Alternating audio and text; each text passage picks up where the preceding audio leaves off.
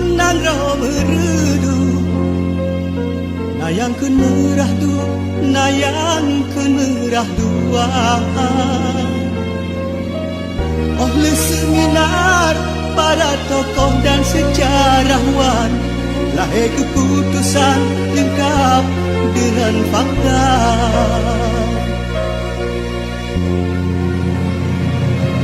Dalam perjalanan Sultan Iskandar Muda bersama Ngengkandran Gajah Merah setia tempat dipio Gajah Merah duduk kebona lahir di sinan meredunan kuda siteh di simpang tempatnya menasah rayanan desa tugu sejarah dibangun sinar tempat singgahan Iskandar Muda siteh disimpan tempatnya menasah rayanan desa tugu sejarah dibangun sinar tempat singgahan Iskandar Muda.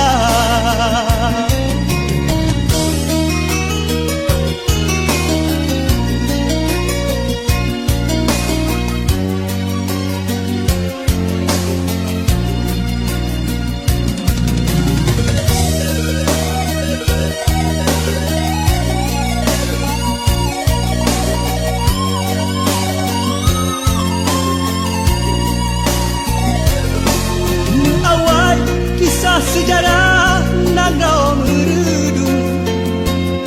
nayang ke merah du nayang ke merah dua oleh seminar para tokoh dan sejarawan lahir keputusan lengkap dengan fakta.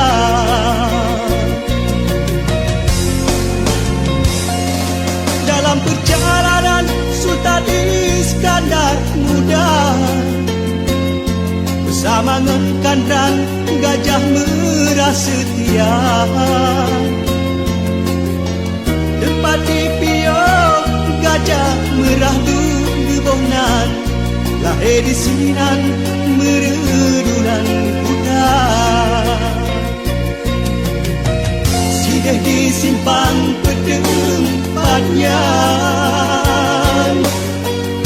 menasah rayanan desa tugu sejarah dibangun sinar tempat singgahan Iskandar Muda sideh disimpan tempatnya menasah rayanan desa tugu sejarah dibangun sinar tempat singgahan Iskandar Muda.